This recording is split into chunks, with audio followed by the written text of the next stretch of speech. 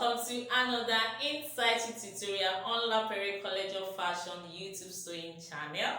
And in today's video, we shall be learning how to draft, cut and stitch boleros with more emphasis on the built-up neckline bolero like this, or you call it your high neck.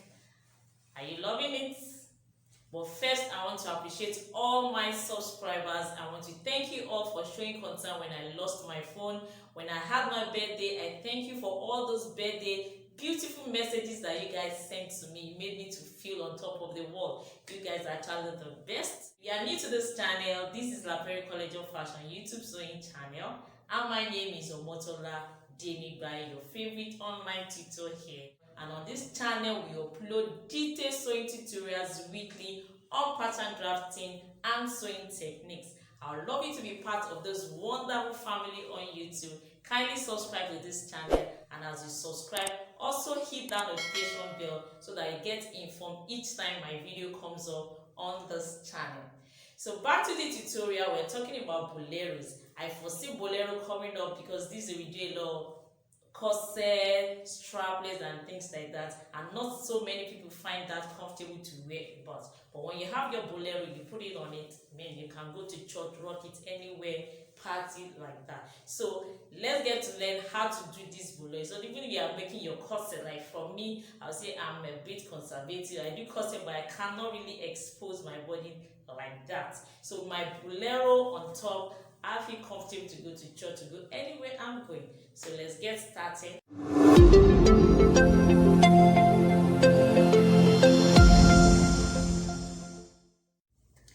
So to make a bolero, you need your basic bodice pattern and the sleeve pattern. A simplified basic bodice pattern like this that ends at the natural waistline is just enough to make your bolero, because ideally boleros will not get longer than your natural waistline, So we are yet to know how to draft your simplified basic bodice pattern, especially the Lapery's method. I'll be providing the link in the description box below for you to go watch and learn how to go about the drafting like so. Then again, it's important at this point to also differentiate between a bolero and a shrug. Most times shrugs are best described as a cropped cardigan. On the other hand, when you are describing bolero, you best describe it as a cropped jacket. Boleros are more stabilized and more structured than the shrug, but sometimes you might want to mix up the two. But when you look at the texture of the fabric and how stable it is, then you know whether it's a bolero or a shrug. Haven't drafted your basic bodice pattern and haven't gotten the measurements that you want to use, especially the length, the first thing will be to get your length accurately. Sometimes you might maintain the length that you have for your basic bodice pattern, simplified pattern this way, or sometimes you might want to reduce the length if you actually want it to be smaller, maybe around your under bust area, the diaphragm area. So the first thing is to get our length from the basic bodice pattern, and usually we take the length on the back piece. This is small scale pattern that I'm using for this explanation. So if I place my tape measure, this will be giving me, this is 7 3/4, which is small scale. Again, if you are yet to understand what I mean by small scale, I already have a detailed video on how to draft small scale pattern. Usually the small scale is just for you to be able to practice as a pattern drafter, to master your designs very well. You cannot be practicing with your full scale. So this small scale pattern is just a smaller version of the original full scale for practicing purposes. I'll be putting the link in the description box for you to know how to draft it. So if for instance your full length you are working with, you want 14 for instance, maybe that's your under bust area, so on your full scale now that will have given us 14, but because this is small scale, so this is 7, that means I would want to reduce the length by 3/4.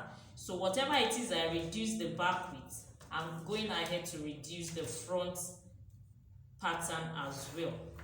So I measure 3/4 this way, I'll go ahead to measure 3/4 this way, then I cut off.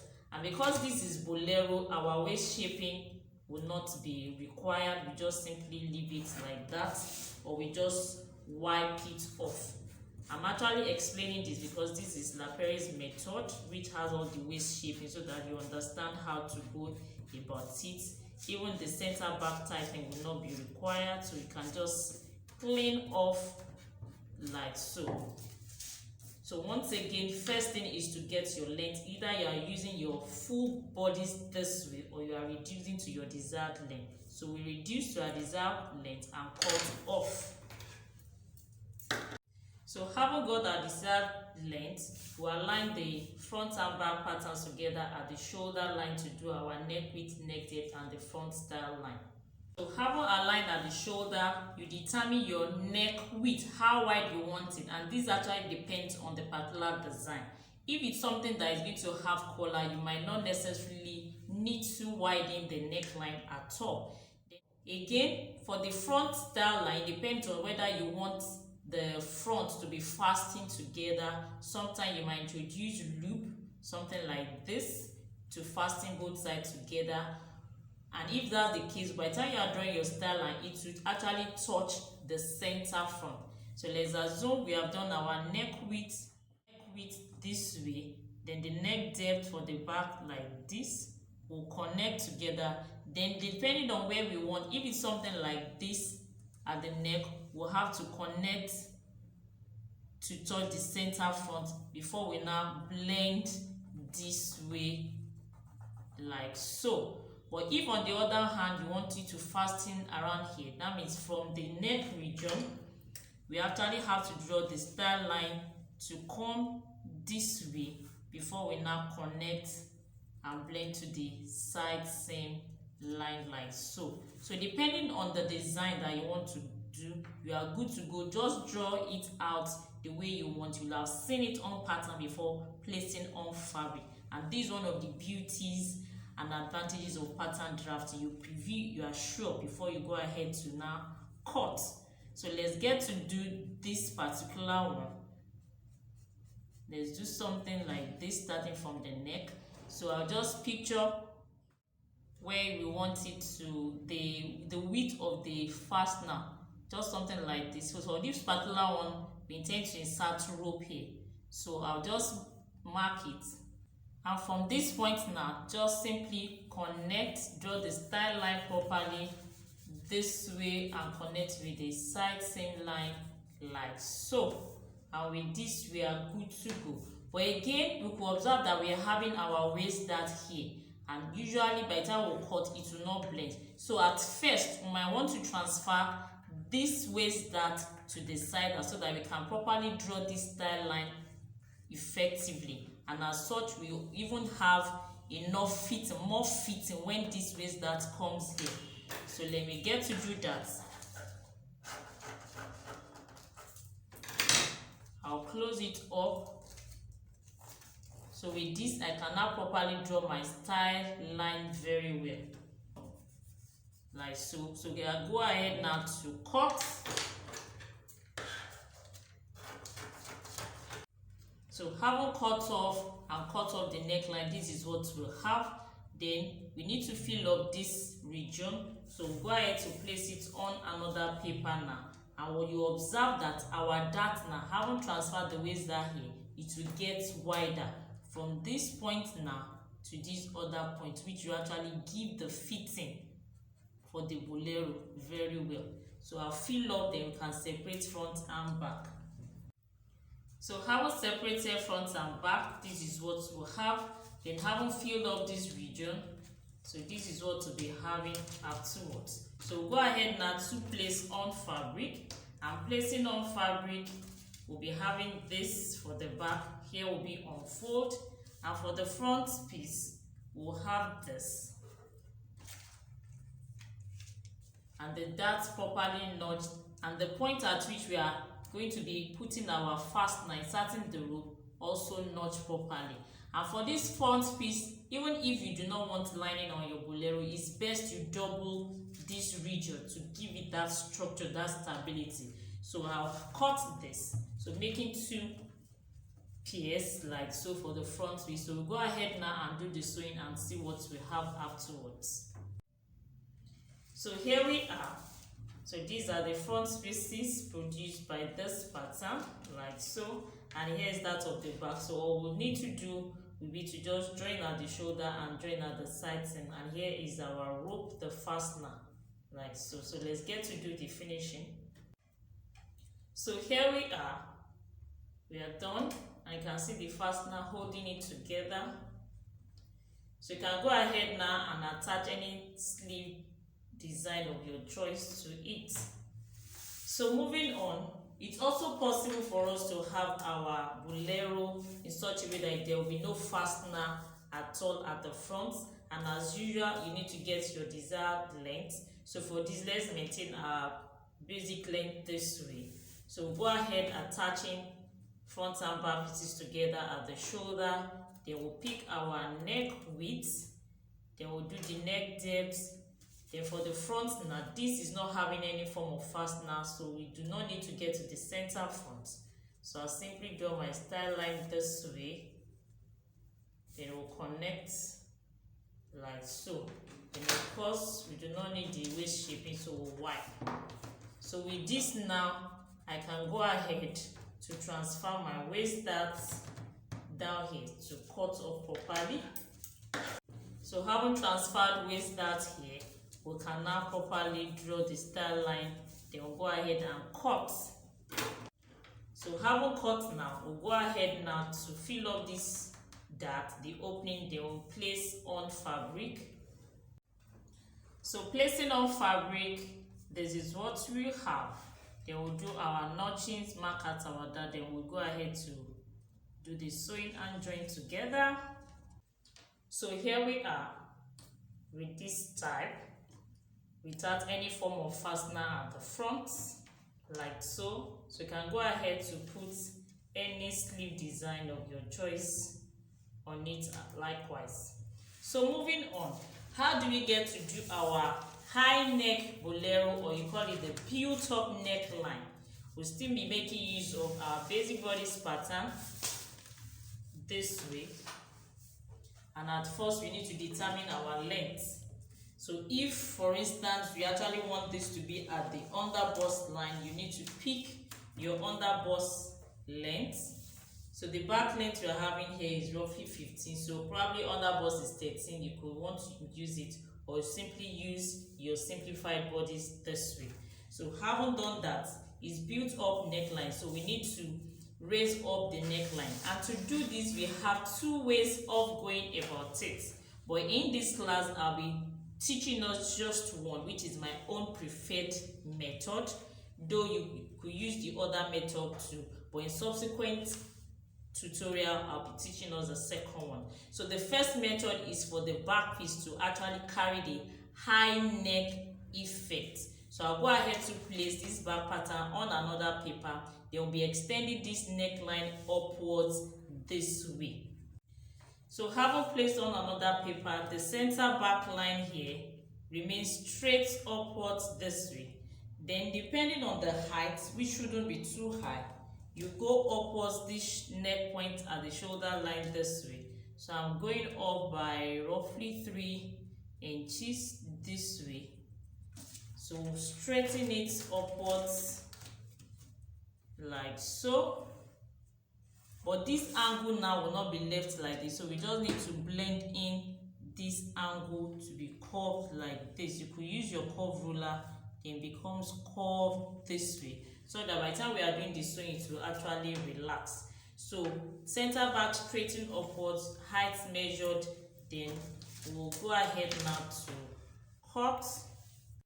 So this is what we'll have for the back. We've gone ahead to do the extension upwards. Now to modify the front so that it will conform now, all we need to do will be to place this on another paper. Then this shoulder line, we are going to be extending it upwards by the same value we went up here on the back.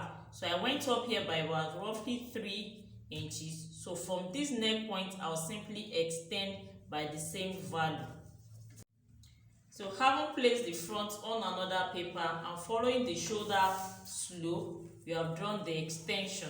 So from this neck point now, I will now need to measure the same height that we have on the back.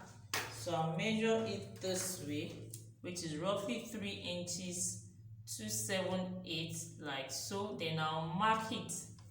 So that is just what is needed, this point. So afterwards, it now depends on how you want your high neck. From this point now, you just simply draw your style line and link up with the side seam this way, like so. This is just one type of high neck. From here, we'll connect like so. So this is what we haven't cut off. Remember that we need to do the transfer of our waist that down here. So even if you have not done it just like this now, at this point you could still transfer the remaining part of the waist down. This is just what we have left. So I'll cut through and transfer. Then I'll need to now properly fine-tune the shape very well here. Then we'll fill up. Then we are simply done with the drafting of this type of high neck. So this is what we'll have placing on fabric. Then let me chip this in. While doing the extension of this front, you could actually measure the circumference of what you have from this shoulder line upward like this, so that you could actually use that same measurement to do the extension. Because sometimes, just like what I did, having extended by this value, then placing the pattern and to cross check while sewing, it was a slightly longer, so I had to trim, so that when you are making yours, you could watch out for that. So having done that, to enhance this region, because it's high neck and it needs to stand to maintain its structure, we need to help it out by cutting and interfacing. So I'll be making use of this medium weight interfacing this way. So for the back piece, I'd already cut it more like a facing, which we are going to be putting here like so. And to cover it up to secure, I have this facing, fabric facing this way. So likewise for the front piece, we'll be enhancing this region, and this is what we have. It doesn't have to be full, just something of this size is just okay to help the structure and make it stand the way it should be. So I'll go ahead now to fuse, then I go about doing the sewing. So here we have interfacing attached, and we're going ahead to prepare the back this way. And these are the front pieces, like so. So we'll go ahead now to join at the shoulder and join at the side seam, and we are simply done with this first type of high neck. I'll actually use the facing to finish up the shoulder line this way. So here we are with this type of high neck bolero, like so. You can see high hair at the back and gradually disappears towards the front this way.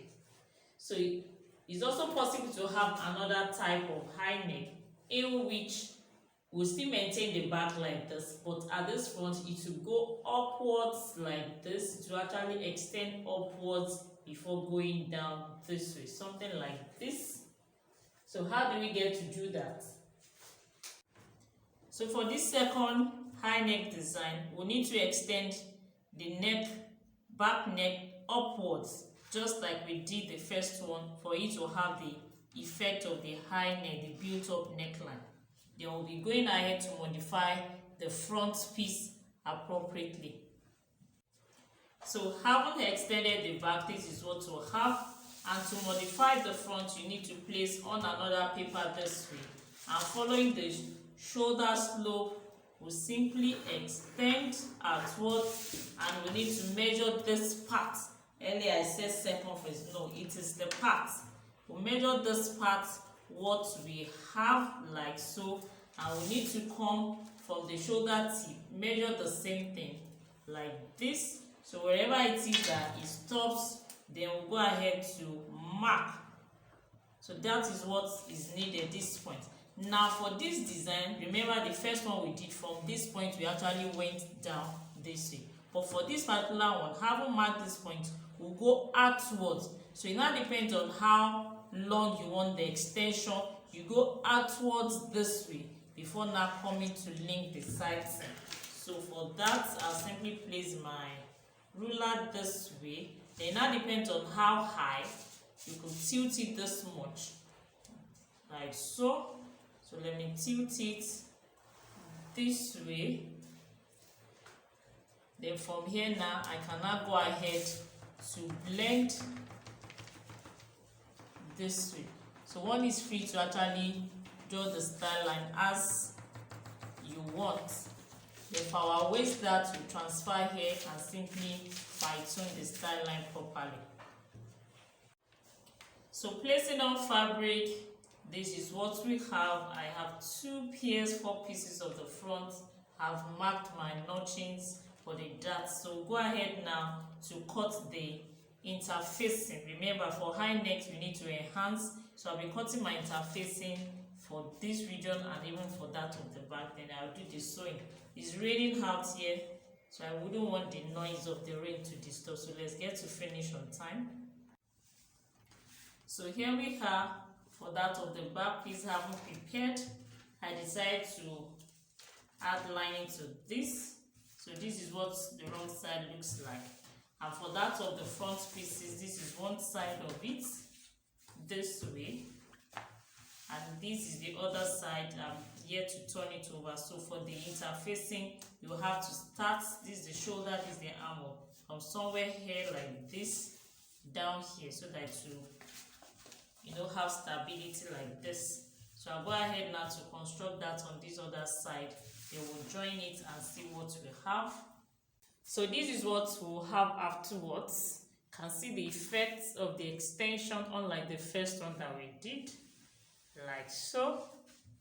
So that's how to go about the drafting of your high neck bolero, and even those ones without high neck, the normal one, the conventional bolero.